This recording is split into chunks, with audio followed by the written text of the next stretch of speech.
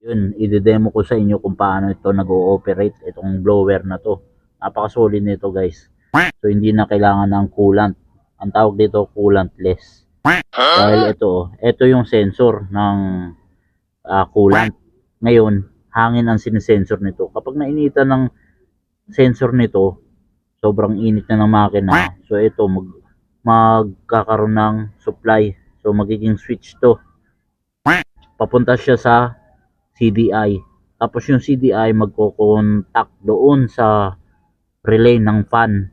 So para dito yon sa fan. So kapag nainitan to, sensor na to, aandar tong fan na to. Tapos magbubukas na yung kanyang thermostat. Kapag nagbukas yung thermostat, diretso na siya paloob. So yung blower nito papasok na sa loob ng makina.